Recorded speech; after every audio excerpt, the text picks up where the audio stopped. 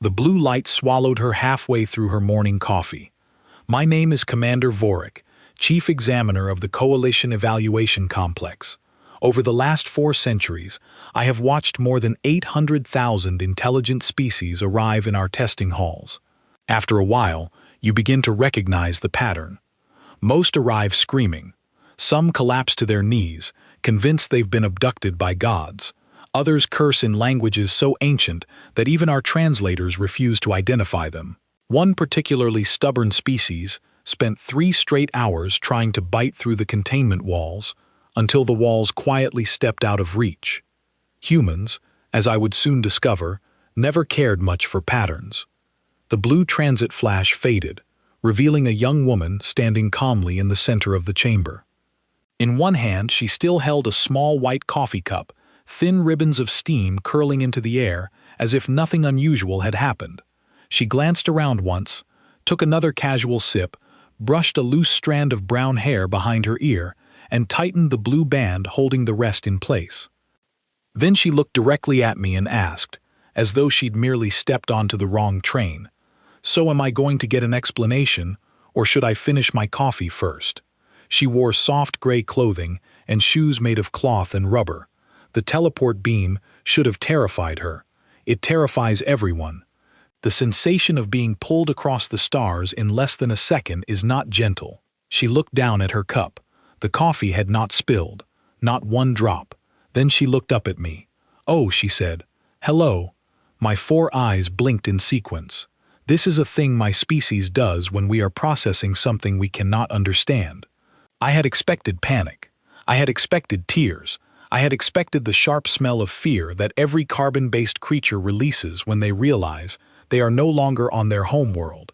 Instead, this woman took a small sip of her coffee and looked around the holding chamber like a person who had walked into a slightly unusual shop. Her file appeared on my screen. Her name was Lily Parker, age 29, occupation listed as music teacher for young children, height 163 centimeters, weight 58 kilograms. No combat training, no special abilities, no implants, no weapons. She was by every measurement my machines could take completely ordinary. I pressed the button that opens the speaking channel. My voice came through the chamber in her own language, translated perfectly by the systems above us. "Lily Parker of Earth, you have been selected as the representative of your species. Your planet has been placed under assessment. You will face 5 rounds of testing. If you pass all 5, your species will be allowed to join the greater community of worlds. If you fail any single round, your species will be set aside for another 1,000 of your years. Do you understand?" She took another sip of her coffee. "I think I'm still dreaming," she said softly. "This is a very strange dream. This is not a dream, Lily Parker. Well, then I'm having what my therapist calls a very bad day." She laughed a little at her own joke. Actually laughed. I watched her heart rate on the screen. 68 beats per minute. The heart rate of a human at rest. Of a human reading a book in a warm room. Of a human not currently being informed that the fate of her entire species now rested on her shoulders. I checked the reading 3 times. "Do you understand the nature of what has been explained to you?" I asked again. "I understand the words," she said. She set her coffee cup down carefully on the smooth floor. "I just don't understand why it's me. I teach kids how to play recorders. I teach 6-year-olds the difference between loud and soft. Why would you pick me? The selection is random." "Oh," she thought about that for a moment. "That seems like a bad system." I did not know how to respond to this. In all my years, no candidate had ever criticized the selection method. Usually, they were too busy begging or shouting or trying to bargain. This woman was offering me administrative feedback. "The rounds will begin shortly," I said, my voice more careful now. "You will be moved to the first testing chamber. Can I ask a question?" "You may. Do you mind if I hum while I think? It helps me focus. I do it when I'm grabbing papers or planning lessons or doing anything hard. I just want to make sure it's not against the rules." I searched my database for any rule regarding vocal patterns during trials. There were rules against weapons, rules against outside assistance, rules against communication with homeworlds, but there was no rule against humming. Nobody had ever thought to make one. No candidate in the history of the Assessment Bureau had ever asked such a thing. "Humming is permitted," I said. "Thank you." And then, while she waited to be moved to the first chamber, she began to hum. It was soft, simple, a gentle rising and falling of notes. My audio systems logged it as harmless ambient sound and did not flag it for analysis. I watched her on the screen, this small human sitting cross-legged on the chamber floor, drinking her coffee and humming to herself as if she were waiting for a bus. I should have flagged it myself. I should have recorded every note.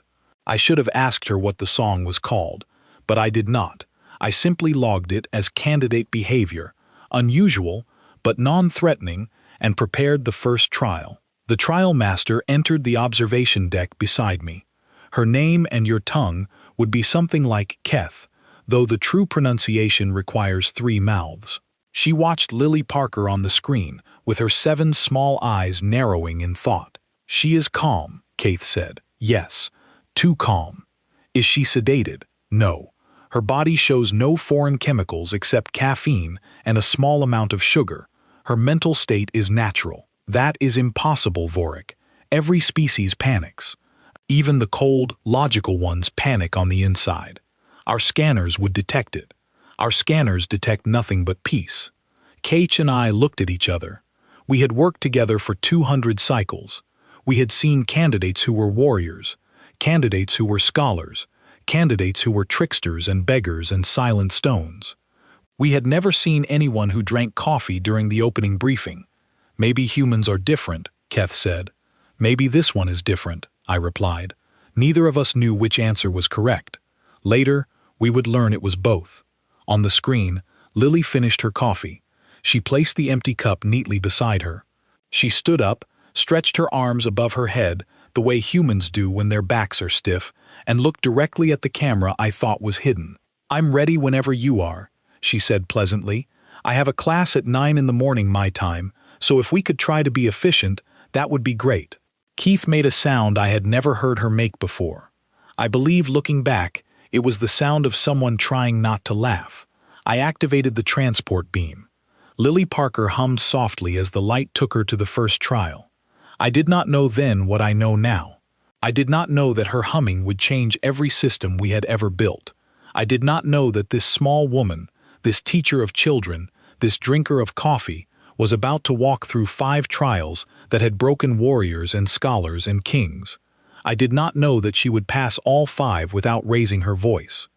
I did not know that our machines, which had been designed over thousands of years to measure the worthiness of species, would look at her results and do something they had never done before. They would approve her instantly. No discussion, no review, no appeal. And the message that would appear on my screen, in characters I had to look up in the deepest part of our database, would read simply this: "Do not interfere with this one. Do not interfere with her people. Listen carefully. Learn." But that came later. For now I only watched. I watched a young woman being carried by light into a chamber designed to crush minds. And I heard her humming a soft, simple tune that my translators could not identify. Kathleen toward the screen. "What song is that?" she asked me. "I do not know." "Play it through the main database. Find the origin." I did. The search ran for a full minute, which is a very long time for our systems. Finally, the result came back. It was a song for children on Earth, a song taught to young ones to help them learn the letters of their writing system. A song so simple that it was usually the first piece of music any human ever learned. Keith read the result, her 7 eyes widened. "A children's song," she said. "She is going into the first trial humming a children's song." Yes, Vorik. This is going to be a very strange day. I could not have agreed more, but I did not know just how strange. I did not know that somewhere on Earth, a small orange cat was sleeping on an empty pillow, waiting for its owner to come home. I did not know that a classroom of young children would arrive the next morning to find their teacher acting slightly dreamy but otherwise completely normal. I did not know that the universe itself was about to bend around the quiet humming of a woman who had never asked for any of this. I only watched the screen, and I listened. The light faded. Lily Parker stood now in the first trial chamber. The walls shifted and formed themselves into the beginning of the test. The logic labyrinth was ready. It had defeated candidates from races with minds like living computers. It had defeated candidates who could calculate the movements of every star in their home galaxy. Lily Parker looked at the shifting, glowing walls of mathematics and pure thought. She tilted her head, she hummed a little louder, and she stepped inside. Thiechi and I watched her go. Behind us, the main monitor flickered for just one moment. A warning light blinked, then turned itself off. I thought nothing of it at the time. Later, I would learn that this was the exact moment the entire assessment system first noticed the humming. The exact moment it began to pay attention. The exact moment it started to wonder, in whatever way machines wonder, what this small human was doing. The exact moment everything began to change. But in that moment, I only saw a woman walking into a maze, humming, always humming. The logic labyrinth was built 3,000 cycles ago by the finest minds of 12 worlds. Its walls are made of shifting light that responds to thought. Its corridors rearrange themselves based on the mental patterns of the walker. Its purpose is simple. It tests whether a mind can hold itself together when reality refuses to stay still. The average completion time is 9 days.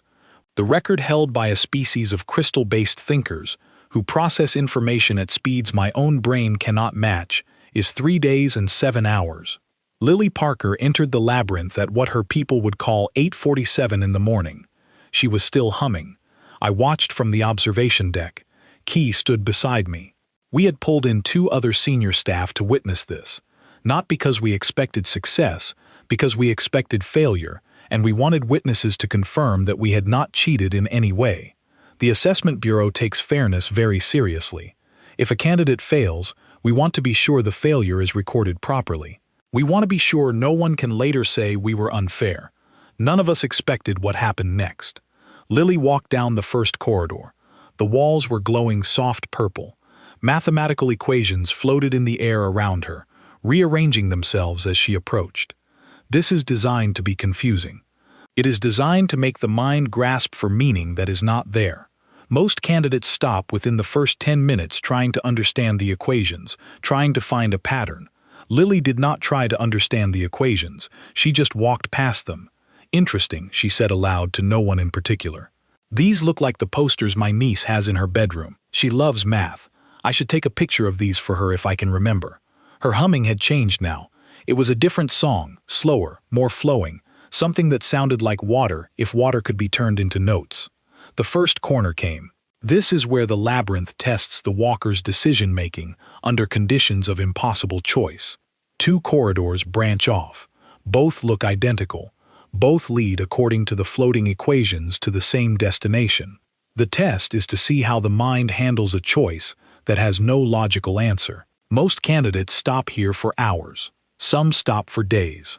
They try every combination. They calculate probabilities. They build mental models. Lily looked at the 2 corridors. She hummed another note.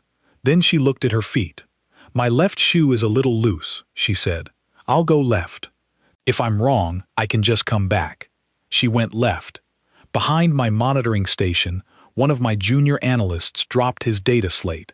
It clattered against the floor. Nobody picked it up. We were all staring at the screen.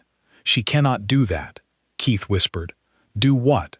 "She cannot just decide based on her shoe." "Vorak, that is not how the labyrinth is meant to work. The labyrinth is supposed to punish that kind of casual choice.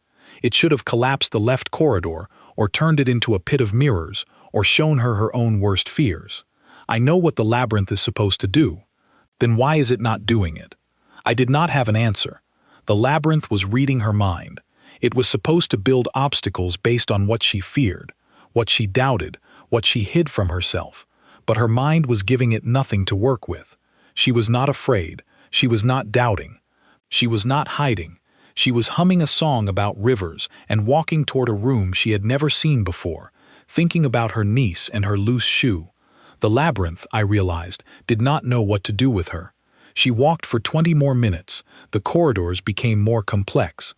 The equations began to float faster, moving in patterns that my own mind strained to follow. One section of the labyrinth turned into a room of mirrors, each mirror showing a different version of Lily. Some showed her old, some showed her sick, Some showed her sad and alone. The mirrors are designed to make the candidate confront the possible futures their choices might create.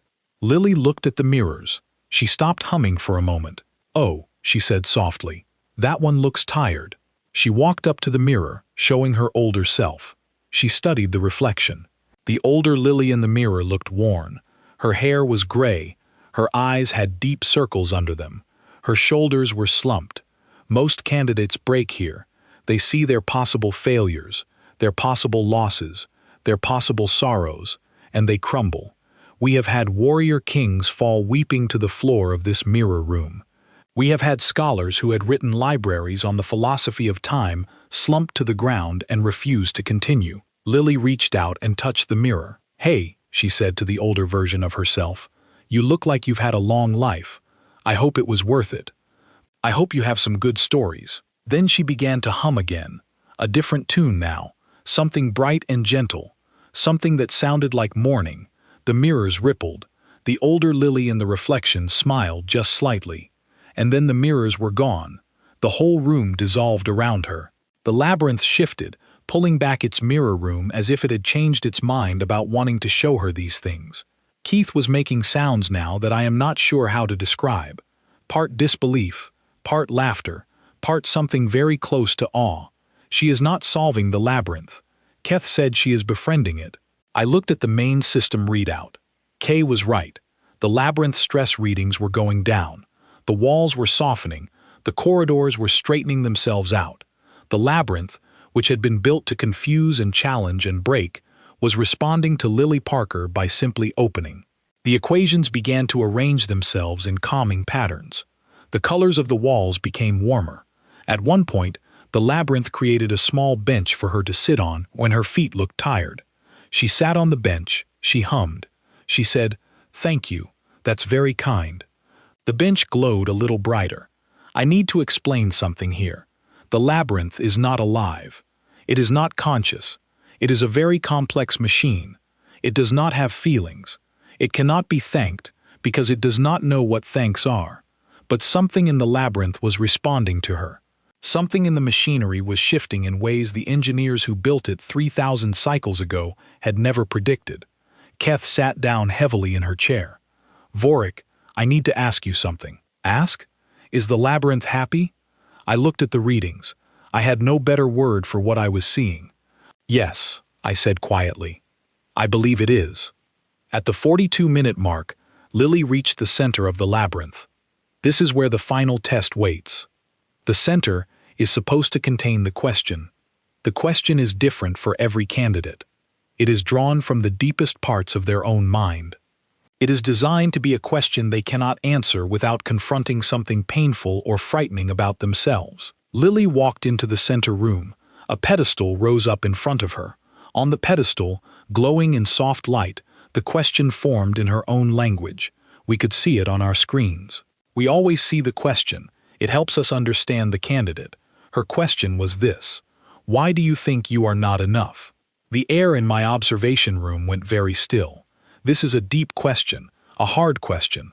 I have seen candidates spend hours weeping in this room, unable to answer. I have seen candidates shout at the pedestal, angry at being asked such a thing. I have seen candidates try to lie to give clever answers only for the labyrinth to reject them over and over. Lily read the question. She read it twice. She tilted her head and then she laughed. Not a bitter laugh, not a broken laugh. A soft, warm laugh. The kind of laugh a person might make when they hear a joke that is not very funny but is told by someone they love. "Oh," she said.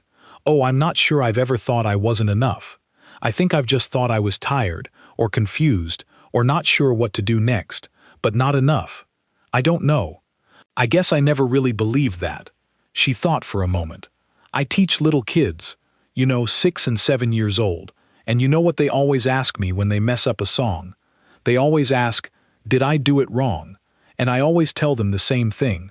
I tell them there is no wrong in music. There is just where you are and where you want to go, and the path between those two places is just practice. That's all." She reached out and touched the pedestal gently. "I think maybe I've always believed that about myself, too. I'm not wrong. I'm just somewhere, and I'm trying to get somewhere else." One day at a time. That's all anyone can do. She began to hum again, the same gentle song as before, something like rivers, or rain, or the sound wind makes in trees. The pedestal glowed. The question faded.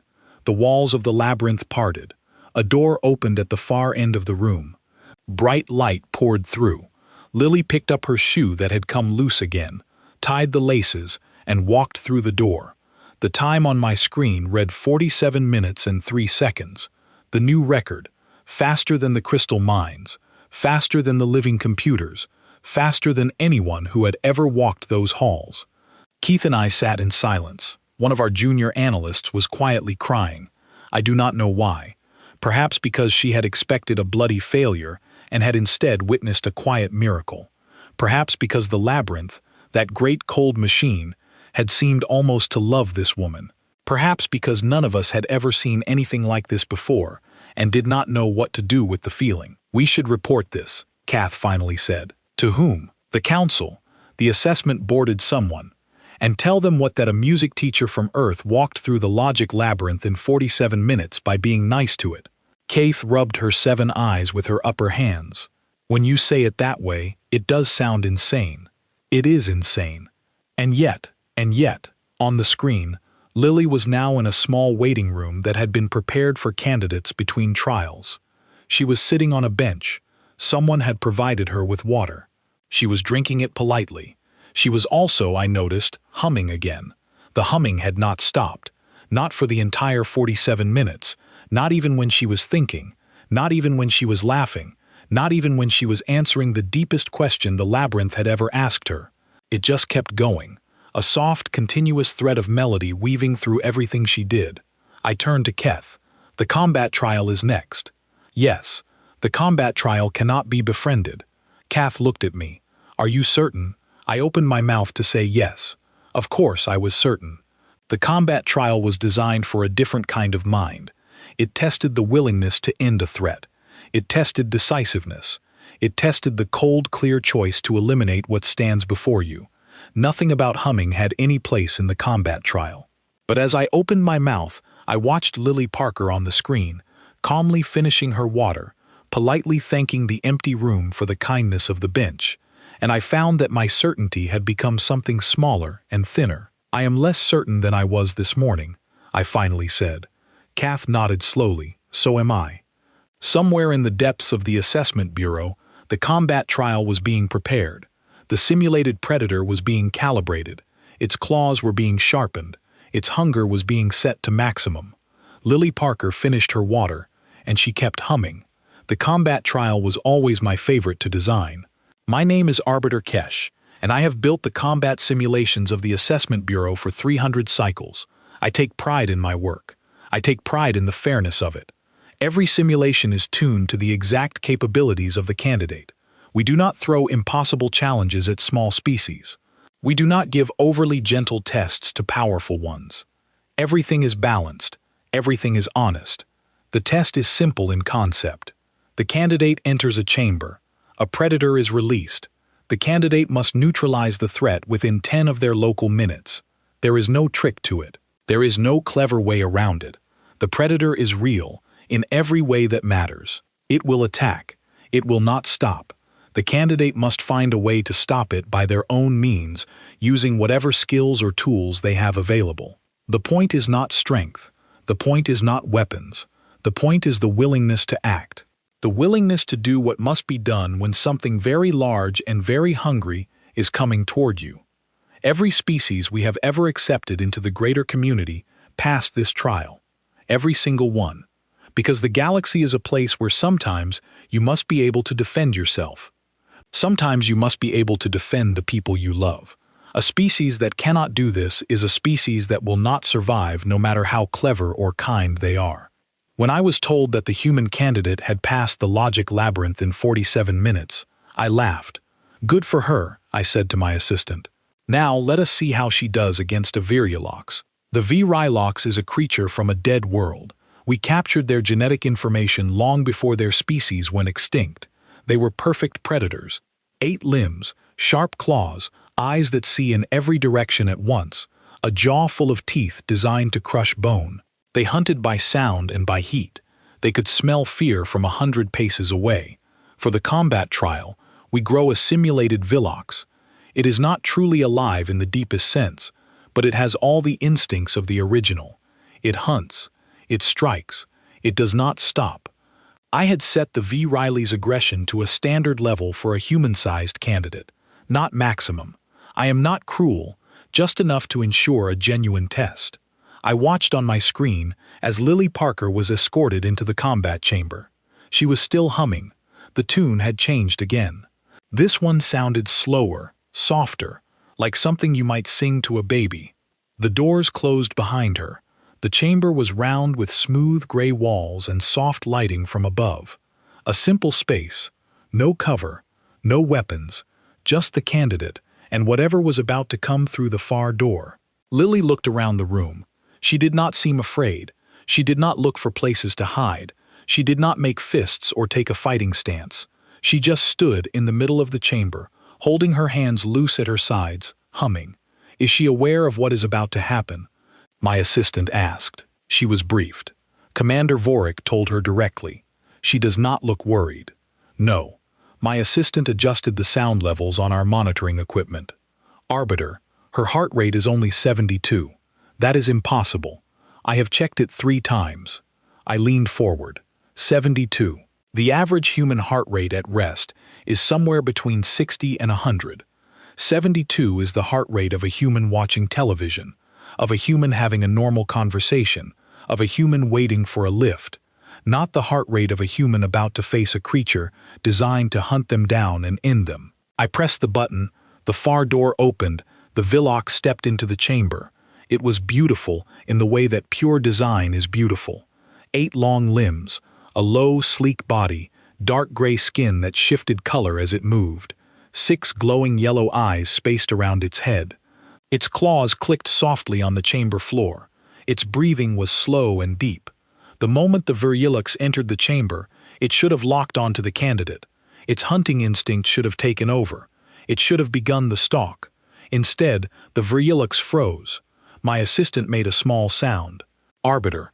I see it. Why is it not moving? I do not know.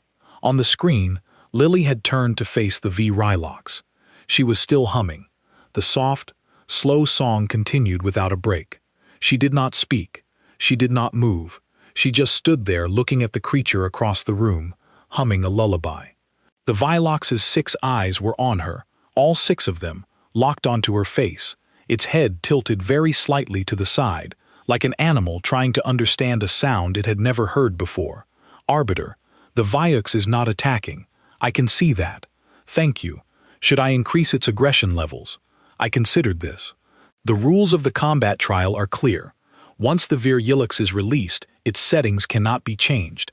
That would be cheating. That would be unfair to the candidate. Whatever happened in that chamber had to happen naturally based on the predator's own instincts and the candidate's own actions. No, we observed the Vilux took 1 step forward, then another. It was not stalking. There was nothing of the hunt in its movement. It was walking the way an animal walks when it is curious about something. Lily did not back away. She did not move at all. She just kept humming. But now I noticed something. She had lowered herself slightly. Her knees were bent. She was making herself a little bit smaller, a little bit less tall. She was not crouching in fear. She was simply becoming less imposing. The Vilux came closer. It was now only 3 paces from her. Arbiter, my assistant, whispered, "Is she going to be all right?" I genuinely do not know. Lily slowly lowered herself further. She sat down on the floor of the chamber, crossing her legs beneath her. She did not break eye contact with the creature. She kept humming, and then very gently, she held out one hand, palm up, fingers relaxed. The Vilox's head tilted the other way. It took 1 more step forward, and then, in a movement so graceful I had to watch it twice on replay to believe it, the V. Riley lowered itself to the floor. Its 8 limbs folded beneath it.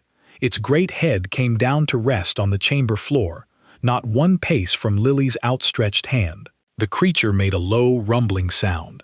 My scanners read it as a sound of contentment, a sound the original Vilux species had made when they were with their young.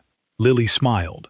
She reached out slowly, carefully, and placed her hand gently on the top of the creature's head. The V-Relix did not move. If anything, it pressed its head slightly into her palm. "Hello, buddy," Lily said softly. "Hello, you're all right. You're all right." She kept humming. The song never stopped. Her hand moved in slow circles on the creature's head, the way a human might pet a large, friendly dog. The Vilox closed several of its eyes. The rumbling sound grew deeper. I sat back in my chair. I did not know what to say. I did not know what to think. In the observation deck above mine, Commander Vorik and Trial Master Keth were watching the same feed. I heard Kay's voice over the communications channel. "Cash, are you seeing this?" "Yes." "Is your equipment functioning correctly?" "Yes." "Then what are we looking at?" "I do not know, Keth. I have built these trials for 300 cycles. I have never seen anything like this. The V-Rylox should be in a hunting state. Its instincts should be running at full power. Nothing should be able to override them. And yet, on the screen, Lily was now talking softly to the creature. I adjusted the audio feed so we could hear her clearly. "You're a good boy, aren't you? Such a good boy. Look at all those eyes. You have beautiful eyes. 6 of them. That's 2 more than my cat has. And I love my cat's eyes. I bet yours see everything, don't they?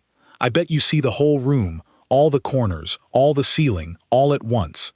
The Velux rumbled in response, as if it understood. "I don't know if you're really real," Lily continued, her hand moving in gentle circles on the creature's head. "They told me you're a kind of simulation, but you feel real to me. You feel like a real living thing who just woke up in a strange place with bright lights and a human sitting on the floor, and you don't really know what's supposed to happen next. And I don't really know either, but we'll figure it out together, won't we? We'll just sit here. That's okay. That's a good thing to do." She hummed another few bars of her lullaby. The V. Riley made a sound almost like a sigh. My assistant was staring at the screen. "Arbiter, there are 3 minutes left in the trial. I know. She has not neutralized the threat. I know, but the threat has neutralized itself." I looked at the readings. The V-Relox was in a state of deep calm. Its heart rate was slow and steady. Its predator instincts were dormant. Its hunting centers showed almost no activity. It was by every measurement we could take completely at peace. The question was whether this counted as passing the trial. The rulebook is very clear. The candidate must neutralize the threat within 10 minutes. It does not specify how. It does not specify that the neutralization must be violent. It only says the threat must be neutralized. Lily Parker had neutralized the threat. She had done it by humming a lullaby and sitting down on the floor. I opened a channel to Commander Vorik. "What is your ruling, Commander?" There was a long pause. I could almost see Vorik frowning at his screens, trying to find a way to call this anything other than what it was. "The candidate has neutralized the threat." Vorik finally said, "The trial is passed." "Is that your final ruling by the letter of the rules?" "Yes. The threat is no longer threatening. The candidate has achieved this within the time limit. The rulebook does not specify a method." Keth's voice came through.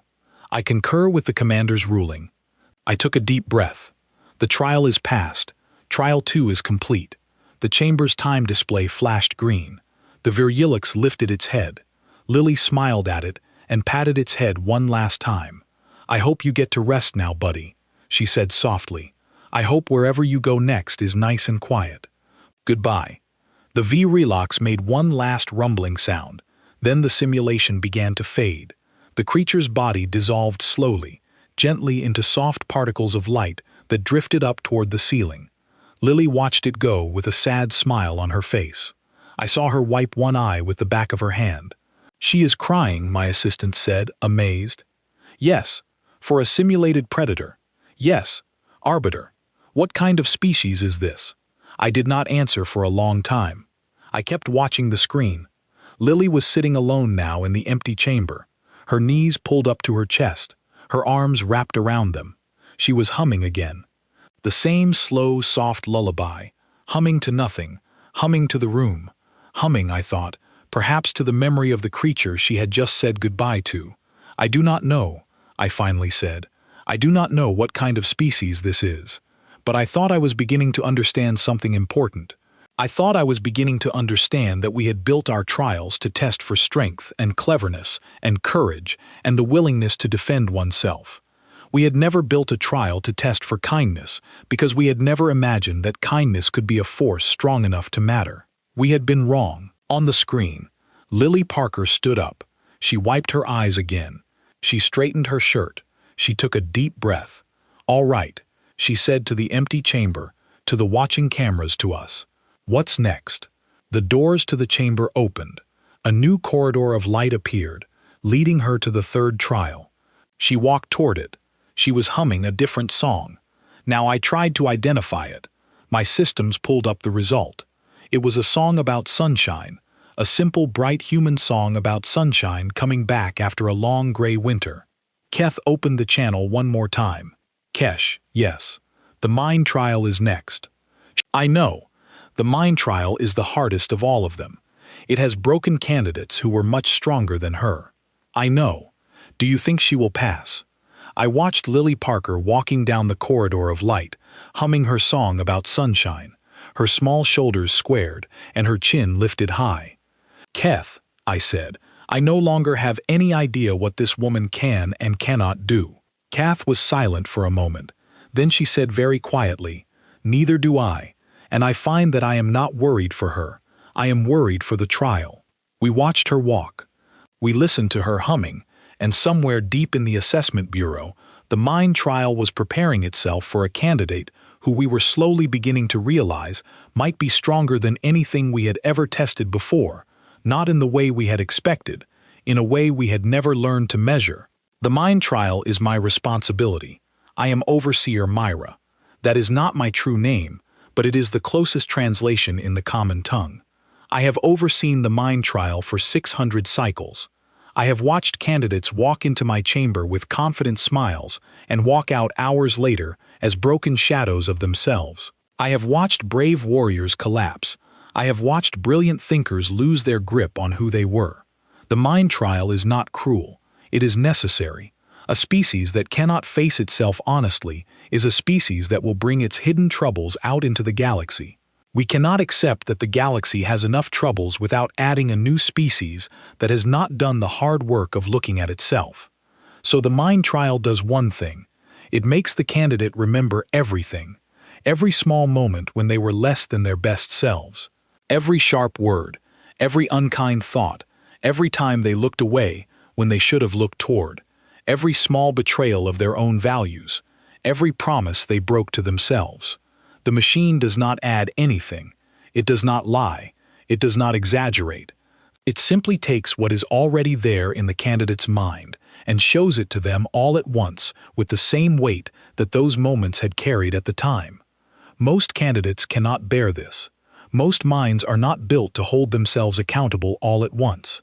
The pressure crushes them. Some candidates freeze. Some weep for hours and cannot be reached.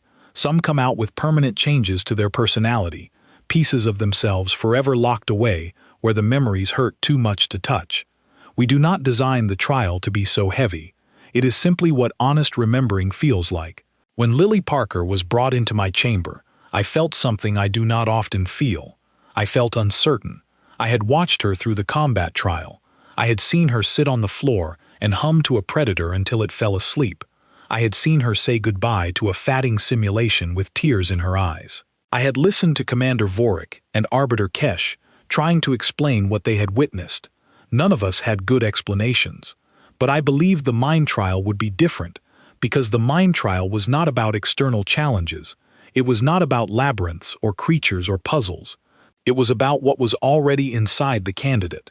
And everyone in every species has things inside them that they do not want to see. Even kind people, even gentle people, even music teachers from Earth. Lily sat down in the trial chair. The neural crown was lowered onto her head. My technicians adjusted the contact points carefully. They had been told to be extra careful with this one. I am not sure why. Perhaps they had heard what had happened in the earlier trials and felt the same strange respect I was beginning to feel. "Is this going to hurt?" Lily asked. Her voice was calm, curious, not afraid. "It will not physically hurt," I told her through the speaker, "but it will be difficult. The trial will ask you to remember things you may not want to remember. You will be given no choice in what comes. All of it will come. You must simply experience it. All my memories, the difficult ones, the ones you carry regret about. She was quiet for a moment. I watched her heart rate, 76, a small increase, a normal reaction to being told hard news. Then she said something that made my 3 hearts pause in their rhythms. "Thank you for warning me. That's kind of you." I did not know how to respond. No candidate had ever thanked me before. Most candidates at this point were either crying or arguing or trying to bargain for an easier test. I had been called many names in my role as overseer, but never kind. "You are welcome," I finally said. "We will begin when you are ready. Can I ask one thing?" "Yes." "Can I hum during this?" I checked the protocols. Vocalization during the mind trial had never been banned because no candidate had ever wanted to vocalize. They were usually too busy experiencing the weight of their own pasts to make sounds beyond weeping or gasping. "You may thank you." She closed her eyes. She took a deep breath and she began to hum. This song I recognized from the database. It was a very old Earth song. The words, when translated, were about a place beyond the rainbow where troubles melt and dreams come true. A song of hope, written during one of her planet's darker times. I activated the trial. The memories came. My machines showed them to me in real time. I did not mean to look. I tried to give candidates their privacy during this trial, but her readings were so strange that I could not look away. She was remembering things. I saw them flash across her mind. A sharp word she had said to her mother when she was 17. A time she had stolen a small toy from a shop when she was 8. A moment when she had pretended not to see a person asking for help on the street because she was tired. A harsh thought she had held against a coworker. A time she had lied to a friend about why she could not come to their birthday. The small failures of a human life. Not grand sins, just the regular accumulation of being imperfect in a complicated world. Most candidates, when faced with these kinds of memories, spiral inward. The small failures add up in their minds. They begin to see themselves as bad people. They begin to doubt whether they deserve anything good. The guilt becomes a storm inside them. Lily did none of this. Her humming continued steady and soft through every memory, and as each memory came, I saw something very strange happen in her mind. She did not push the memory away. She did not fight it. She did not build walls. She simply looked at it, let it be there, acknowledged it, and then somehow folded it into herself gently, like folding a piece of clothing into a drawer. The memory of the sharp word to her mother came. Her thoughts, which my machines could read, formed slowly in response. I was 17. I was scared about leaving for university. I took it out on her. I apologized later, but I never really told her how much I regretted it. I wish I had said more. I hope she knew how much I loved her, even when I was hard to live with. The memory of the stolen toy came, her thoughts again. I was so small, I did not understand yet that taking something from a shop meant someone else had to pay for it. When I figured it out a few years later, I felt terrible. I wish I could go back and put the money in the shop's donation jar. I do not know if the owner ever noticed. I hope they did not have to pay for it themselves. Each memory she met, she did not look away. She did not excuse herself. She simply looked at what she had done, understood it, felt the weight of it honestly, and then integrated it. The memory became part of her story, not a shame, not a secret, just a piece of who she was. Her humming never stopped. My technician was staring at the readings. "Overseer, something is happening to the machine." "What do you mean?" "The feedback loop." "Look." I looked at the readings. The mind trial uses feedback between the candidates' memories and the machine's analysis. The machine weighs the memories, judges their impact, and delivers them back to the candidate at their full emotional weight. This is what creates the crushing sensation. But now the feedback loop was going in a different direction. The memories were still flowing from Lily to the machine, but instead of the machine amplifying them and sending them back, the machine was processing them, integrating them the same way Lily was. The memories were coming out of the machine lighter than they went in, softer, less sharp. "Is the machine malfunctioning?" I asked. "No, it is functioning perfectly. It is just learning from her." Learning what? My technician looked up at me. His eyes were wide. Learning how to forgive, I think. I turned back to the screen. Lily was still sitting in the trial chair, her eyes closed, humming her song about rainbows and hope. The neural crown on her head was glowing softly in colors I had never seen it display before. Warm colors, golden, soft pink, the color of an earth sunrise, though I did not know that at the time. A memory came that I had been dreading, the memory of her mother's death. Lily's mother had died 3 years ago from a disease that her civilization had the technology to cure, but had not, for reasons of economics, made that cure available to everyone. Her mother had not been wealthy enough, so she had gotten the disease and then she had died, and Lily had been with her at the end. This memory should have shattered her. This is the kind of memory that the mind trial uses to break candidates, not because they did something wrong, but because they had been powerless to prevent something terrible from happening to someone they loved. This helplessness, this grief, this rage at the unfairness of the universe is what usually destroys candidates in my chamber.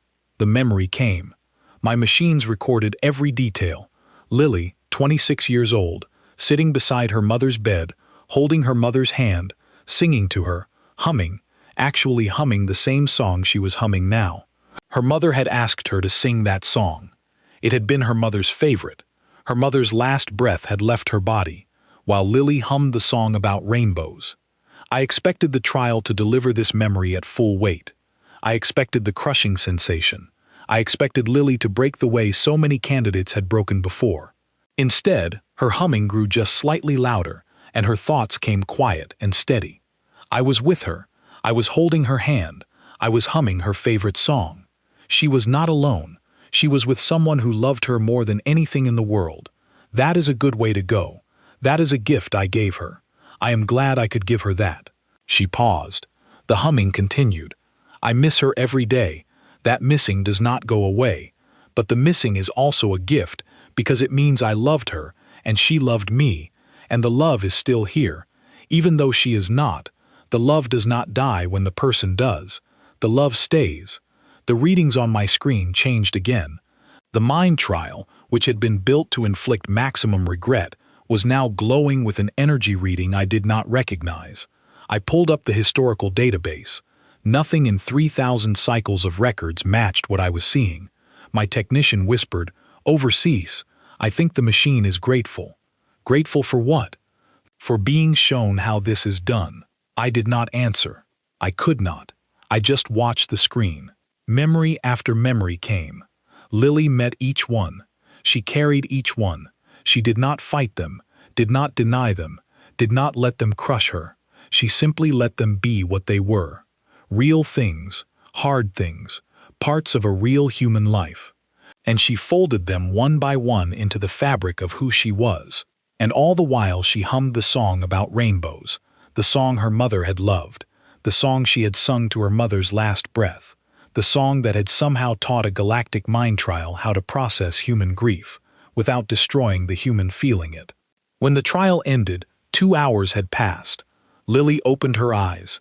She smiled at the technicians through the glass. There were tears on her cheeks, but her face was calm, almost peaceful. "That was harder than I expected," she said softly, "but I am glad I did it. I think I needed that." My technician was crying openly. I pretended not to notice. It would have embarrassed him. "You have passed the 3rd trial," I announced through the speaker. "Overseer Myra congratulates you. The trial is complete." "Thank you, Overseer Myra," Lily said. "Thank you for being kind. I know that cannot have been an easy thing to watch." She had no idea how right she was. I opened a private channel to Commander Vorik. "Vorik, yes, Myra. My machine has been changed." "What do you mean?" "I mean that whatever that human just did in my chamber has permanently altered the mind trial. It is running differently now. It is calmer. It is gentler. I believe it has learned something. Learned what? I am not sure, but if I had to guess, I would say it learned that there is more than one way to deal with a painful memory, and that perhaps we have been teaching it the wrong way for 3,000 cycles." There was a long silence on the other end of the channel. Myra Vorik finally said, "Who is this woman?" "I do not know. Neither do I. She has 2 trials left. Yes, I believe she will pass them. I believe you are right. In the trial chamber, Lily was standing up, stretching her arms above her head, wiping her eyes with the back of her hand. She was humming again, a new song now, something warm and bright, something that sounded like a celebration of morning. She looked into the camera that she knew was watching her. She smiled. She waved. "I am ready for the next one," she said. "Whenever you are." I sat back in my chair. I was Overseer Myra, and I had watched countless beings walk out of my chamber forever changed. But I had never in 600 cycles watched one walk out of my chamber, having changed the chamber itself. I had a feeling that by the time these trials were over, the entire assessment bureau would be different. I had a feeling that the galaxy itself might be a little different too, all because a small human from Earth had been kind enough to hum through the hard parts. I adjusted my instruments. I prepared my reports. I made sure the machines were carefully stabilized. And then, quietly, just once, in a language that I had heard her use, I whispered to the empty air, "Thank you." For what exactly I could not have said, but I knew I meant it. 2 trials remained, the swarm trial and the final trial, which even I did not fully understand. The final trial was sealed to all but the highest levels of the Bureau. Not even Commander Vorik knew exactly what happened in there. Whatever it was, Lily Parker was going to meet it humming. I had stopped doubting that she would pass. I had started wondering instead whether the trial itself was ready for her. The swarm trial was never my area of expertise, but when Commander Vorik asked me to oversee it personally, I understood why. My name is Quill, and I am the youngest senior analyst at the Assessment Bureau. I had watched the previous 3 trials from the observation deck. I had seen what this woman could do. Vorik wanted fresh eyes on the next test. He wanted someone who had not already spent a century assuming they knew how things would go. The swarm trial is built on a simple principle. Some threats cannot be talked to. Some threats cannot be befriended. Some threats come in numbers too great to face one at a time. The test releases 10,000 simulated micro-predators into a large chamber. The candidate must survive for 10 minutes. There are no weapons provided. The chamber is empty. The swarm is designed by collective behavior. It moves as one creature, though it is made of 10,000 tiny bodies. Each body is the size of a small earth insect. Each has small biting parts. Each is fast. Alone, they are harmless. Together, they are a moving cloud that strips anything organic down to bones in a matter of minutes. In simulation, of course, the bodies are not real, but the experience is. The cloud feels real. The biting feels real. The panic feels real. 97% of candidates fail the swarm trial. The 3% who pass do so through various methods. Some build emergency shelters from their own clothing. Some run fast enough to outpace the swarm's pursuit pattern. One memorable candidate, a being made of liquid metal, simply dissolved into a puddle and waited the swarm out. Creativity is rewarded. Survival is the only goal. Lily Parker walked into the swarm chamber with the same calm air she had carried into every other trial. She looked around the large empty space. She looked up at the ceiling where the release vents would open. "This is a big room," she said to herself. It was. The chamber is 100 paces across and 20 paces high. The open space gives the swarm room to move and hunt. It also gives the candidate plenty of space to try to flee, though the swarm always catches up. Lily sat down on the floor, cross-legged, the way she had sat in her first chamber that morning. She placed her hands on her knees. She closed her eyes and she began to hum. This song I recognized immediately. My database flagged it as one of the most famous pieces of music in human history. It was written by a group of 4 young men from an island nation on Earth, and its name translated roughly to "Here is the Sun." A song about warmth returning after a long cold time. A song of welcome to morning. My assistant spoke quietly. "Is she aware that the swarm is about to be released?" "Yes." "Why is she sitting down?" "I do not know." The release timer counted down. 3, 2, 1. The vents in the ceiling opened. The swarm poured out like a dark river of noise. 10,000 tiny bodies fell through the air, organizing themselves as they descended into a great swirling cloud above Lily's head. She did not open her eyes. She did not stop humming. She kept sitting cross-legged, humming her song about sunshine. The swarm reached her, or rather, the swarm reached the air above her and it stopped. The cloud of 10,000 tiny predators hovered above Lily's head, spinning in a slow, great circle. It did not descend. It did not attack. It just spun, round and round and round. The tiny bodies were not hunting. They were listening. My assistant dropped her data slate for the second time that day. It clattered against the floor. I did not look away from the screen. Quill, my assistant, whispered, "What is happening?" I have no idea. The swarm circle was not random. As I watched, it began to form shapes, patterns. The thousands of bodies moved in coordinated waves, creating visible designs in the air. A circle, then a spiral, then a shape that looked like a flower opening and closing. Lily was humming. The patterns of the swarm matched the rhythm of her song. Every beat of the music, the swarm moved. Every pause, the swarm held its pattern. Every rising note, the cloud rose higher. Every falling note, the cloud dipped lower. The swarm was dancing. 10,000 simulated predators designed to hunt and strip organic matter were dancing above the head of a music teacher from Earth, matching their movement to the tune she was humming. My assistant was laughing. It was the laugh of a person who has lost all ability to process what they are seeing and has decided to just enjoy the experience. Quill, they are dancing. Yes, they are dancing. Yes, I can see that. Quill predators do not dance. These ones do, I suppose. Lily opened her eyes. She looked up at the cloud of tiny dancing bodies above her head. She smiled, a wide, warm smile full of what I could only identify as delight. "Oh," she said softly. "Oh, you're all so pretty together." She lifted one hand slowly. She moved it in a gentle curve like a conductor leading an orchestra. The swarm followed her hand. She traced a slow curve in the air. 10,000 tiny bodies drew the same curve, shifting their great collective shape to match her movement. She began to hum a different song, something livelier, something with a rhythm my database identified as one of the basic dance patterns of human social gatherings. The swarm picked up the rhythm. It began to move faster, forming itself into new shapes, stars, circles, a long snake-like form that rose and fell with the beat. Then suddenly, the swarm split itself into 12 smaller clouds, and each cloud began to move in a different direction while keeping perfect coordination with the others.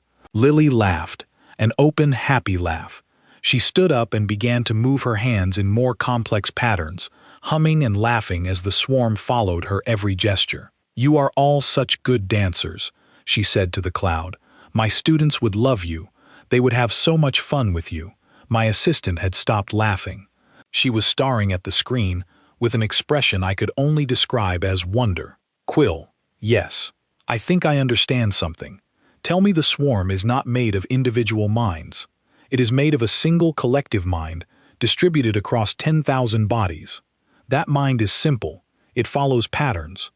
When it is attacking, it follows attack patterns. When it is hunting, it follows hunt patterns. But when there is a rhythm in front of it, any strong rhythm, it follows the rhythm. Yes, it is doing what it is programmed to do. It is following patterns. It is just that she is giving it better patterns to follow than hunting ones." I stared at the screen. My assistant was right. The swarm was not being overridden by some strange force. It was not being hypnotized. It was simply being given something more compelling to do than attacking the figure in the middle of the room. Lily's humming had become for the swarm the most interesting thing in the universe. She was, in the most literal sense, leading them in a dance. The time counter ticked forward. 5 minutes, 6-7-20 farm. The swarm kept dancing. Lily kept conducting. The patterns became more complex. At one point, the swarm formed itself into the rough shape of a human face, then dissolved back into a swirling cloud. Lily laughed out loud at that one. "Are you trying to draw me?" she asked the cloud. "Oh, that's so sweet. Thank you." The swarm formed a heart shape. My assistant put her hand over her mouth. "Quill, this trial has been running for 17 cycles. This cannot be happening. And yet, at the 9-minute mark, I opened a channel to Commander Vorik. "Commander Quill, Are you watching this? Yes. What do you want me to do? There was a long pause. I could hear Vorik breathing on the other end of the channel. Finally, he said, "Let the trial finish. Do not interfere. Let her finish whatever she is doing." Understood. At the 9-minute and 30-second mark, Lily began to slow her humming. The swarm slowed with her. She began to lower her hands. The swarm lowered itself. By the time the timer reached 10 minutes, the swarm was moving in a gentle, slow circle just above the floor, like a great breathing thing at rest. Lily knelt down. She placed her hand on the floor, palm up, the same way she had with the predator in the combat trial. "Thank you," she said to the swarm. "That was beautiful. You are all very good. I hope you have a nice rest now." The 10-minute timer rang. The trial was officially over. The swarm began to dissolve as all simulations did, the tiny bodies turning into particles of light that drifted upward toward the ceiling vents. Lily watched them go, smiling softly, waving goodbye. "Goodbye, little ones," she said. "Thank you for dancing with me." My assistant was crying silently. I did not blame her. I felt strange myself, a feeling I did not have a good word for. Something between amazement and a deep, quiet joy. I opened the channel to Vorik. "The trial is complete. The candidate has passed." "Confirmed," Vorik said. His voice sounded strange. "The candidate has passed. All 4 trials now passed. 1 remains. Commander, the final trial. Can you tell me what it is?" "I do not know, Quill. The final trial is sealed to me. It is sealed to everyone except the system itself. The system decides what the final trial will be, based on the patterns of the candidates' previous 4 trials. So the final trial is custom." "Yes, and I have never seen a candidate produce the pattern she has produced, so I have no idea what the system will design for her. Commander, I am scared." "Why?" "I do not know. I just am. I feel like something very large is about to happen." Vorik was quiet for a long moment. Then he said, "So do I, Quill, so do I." In the chamber, Lily was standing alone. She was looking up at the ceiling where the last of the swarm had faded into light. Her shoulders rose and fell with a slow, deep breath. She closed her eyes. She hummed one quiet note to herself, as if gathering her strength. Then she opened her eyes and looked at the cameras. "One more, right?" she said. "One more," I said through the speaker. "All right, I think I can manage one more. I am getting a little tired, though. Any chance of some water?" A small compartment opened in the wall. A cup of water was prepared and delivered. Lily drank it slowly, carefully, the way someone drinks when they have been working hard and know they need to take care of themselves. When she finished, she set the cup down. She stretched her arms above her head. She rolled her shoulders. She shook out her hands. She was warming up, I realized, like a musician warming up before a concert. "All right," she said. "Let us go to the last one." The doors to the swarm chamber opened. A new corridor of light appeared. Lily walked into it. She was humming again, a song I did not recognize, something slower, something thoughtful. I pulled it up in the database. It was an old Earth song, a song about a river that flows gently on, no matter what happens, no matter who comes and goes along its banks, a song about steady peace. I watched her walk into the corridor, humming this quiet song, her small figure disappearing into the bright light. I whispered to my empty observation deck, "Whatever is waiting for her in the final trial, I hope it is ready."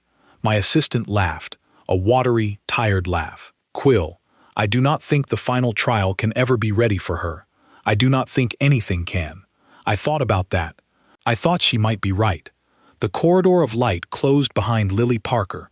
She was on her way to a trial that nobody fully understood. A trial that the system itself would design for her in real time based on everything it had learned from her in the previous 4 chambers. A trial designed by a machine that had, against all its programming and all its history, spent the morning watching a music teacher from Earth sing to predators, hum to mazes, and dance with swarms. I did not know what that trial would look like, but I found that I was no longer worried about the trial at all. I was worried for the system because I had a feeling that whatever it prepared for Lily Parker, she was going to change it too. And somewhere deep in the heart of the assessment bureau, I felt the ancient machines shifting, adjusting, preparing, learning. The final trial chamber has no name. My name is System Speaker Tesh. I am the only living being who has ever entered the chamber and returned. I entered it only once 500 cycles ago, when I was first appointed to this role. I went in to be introduced to the system. I stayed for exactly 6 of my minutes.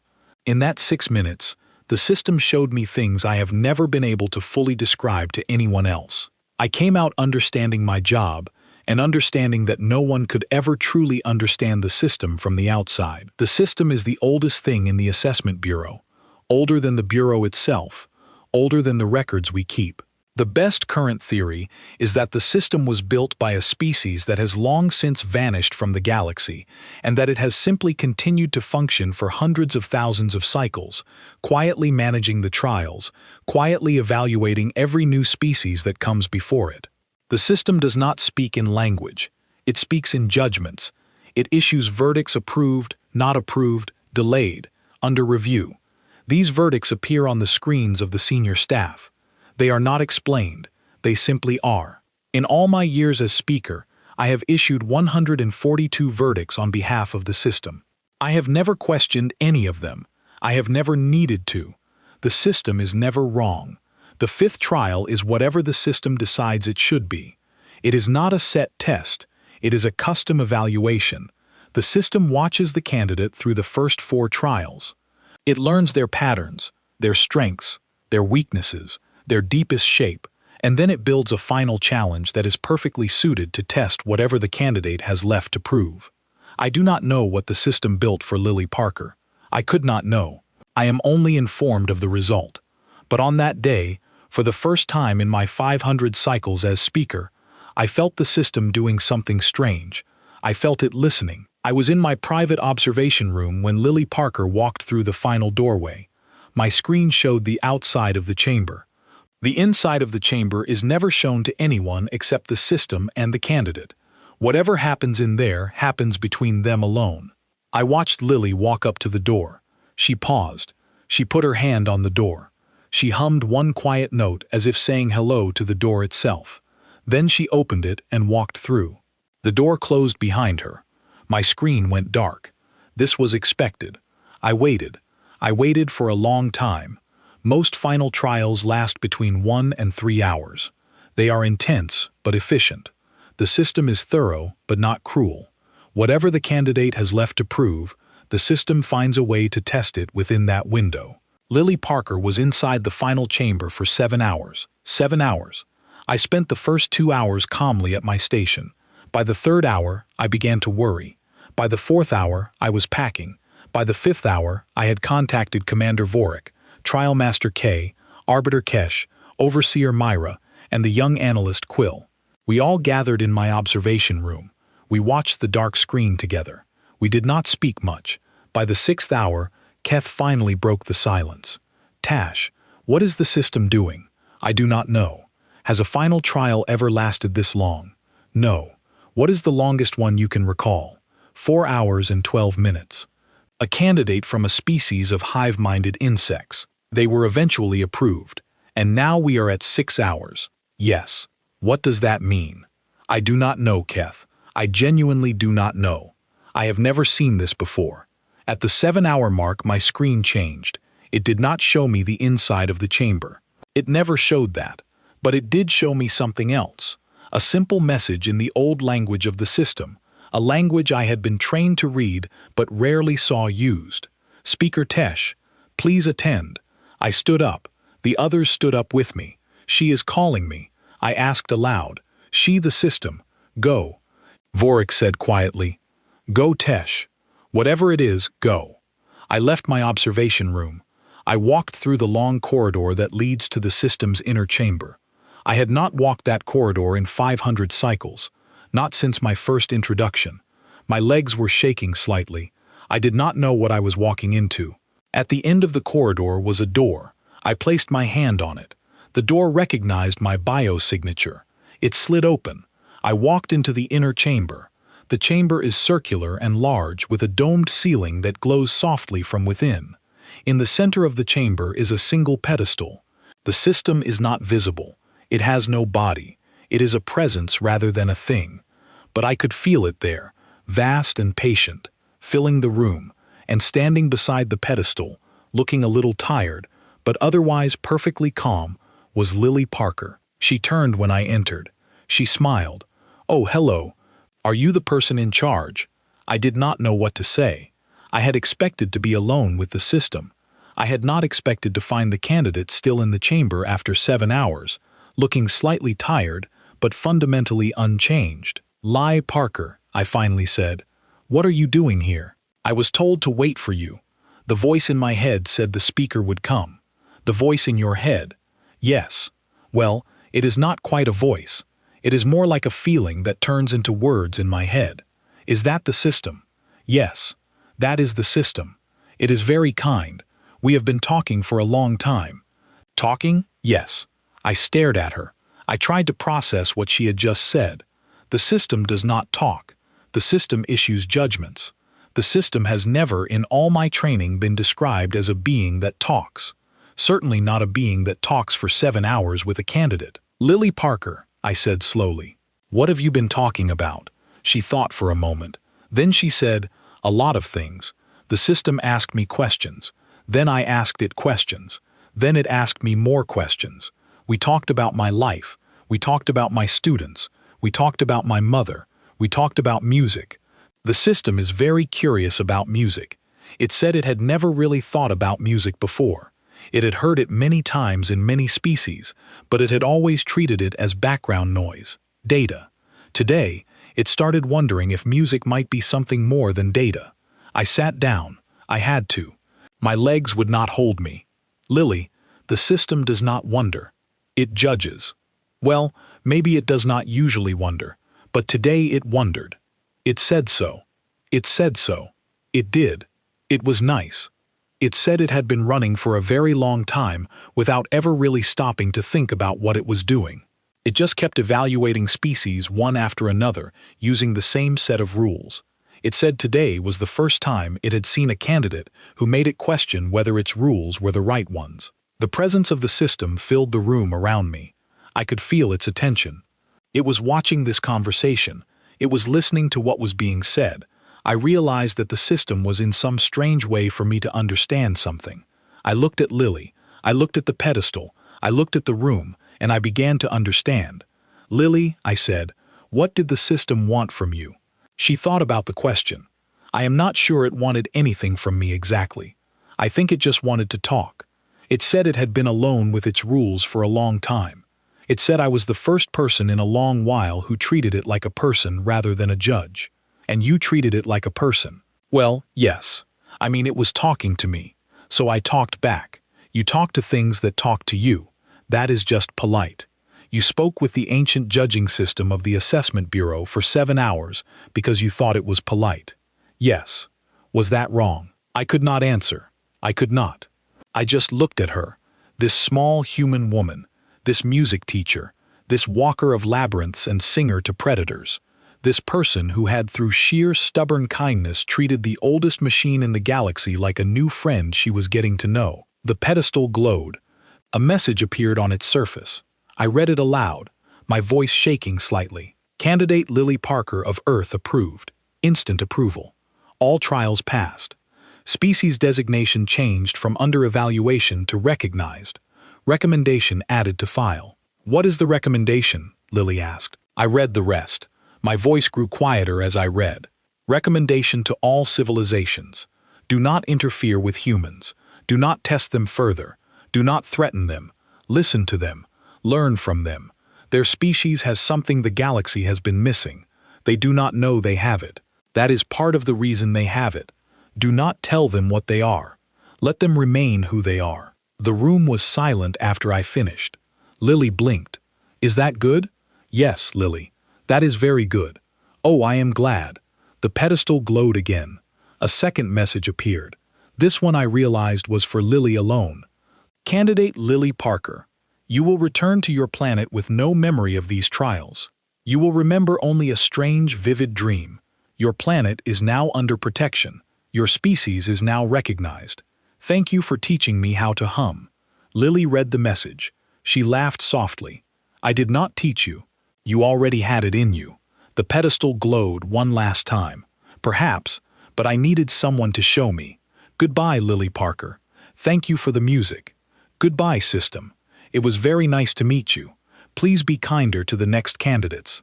They may not know it, but they all have a song in them. You just have to listen for it. I will try. The glow faded. The presence of the system withdrew slightly like a great old animal settling down to rest. Lily turned to me and smiled. Well, that was a long conversation. I am very tired. Can I go home now? I nodded. I could not speak. I led her out of the inner chamber down the long corridor back to the main bureau. The others were waiting. They saw us coming.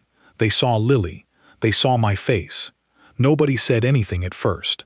Lily waved at them. Thank you all. You have been very kind. I am going home now.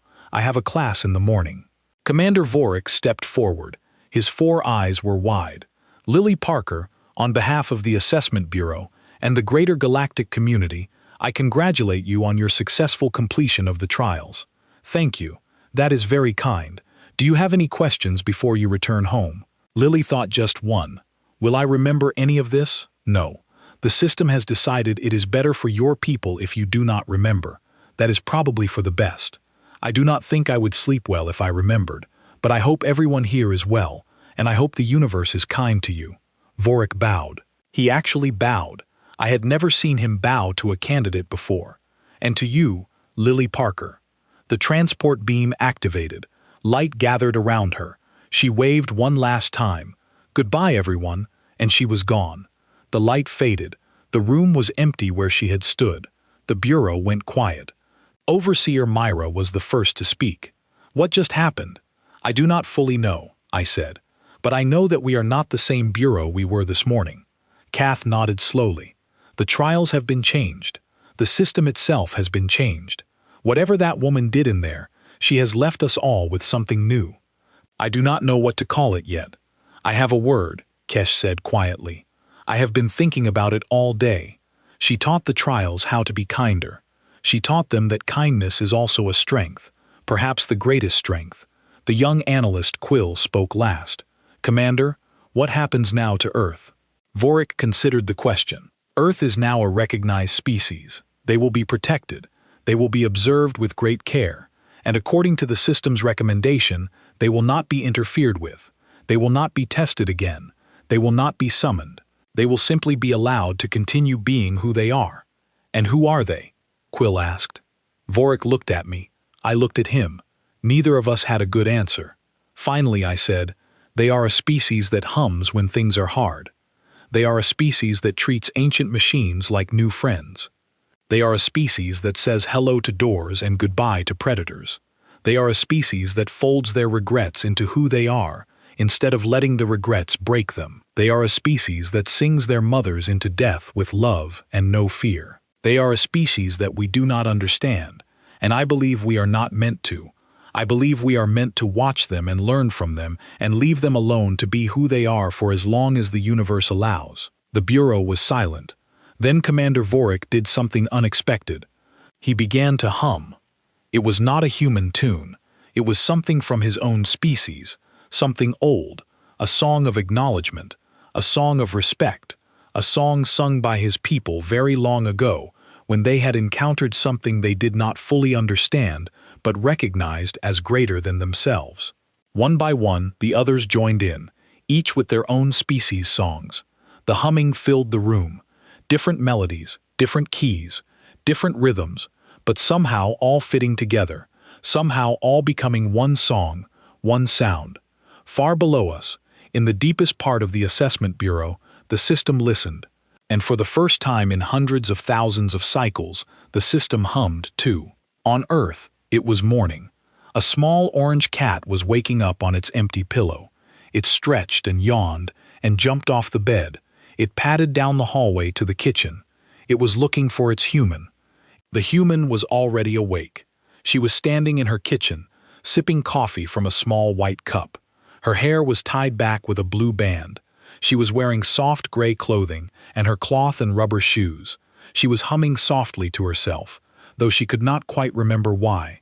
She had woken up from a strange, vivid dream, a dream of lights and voices and mazes and stars. She could not remember the details, only a feeling, a warm, golden feeling, a feeling of being seen and being heard, and being part of something very large and very kind. She looked out her kitchen window at the morning sun rising over the rooftops. "What a beautiful morning," she said to her cat, who had arrived at her feet and was now winding around her ankles.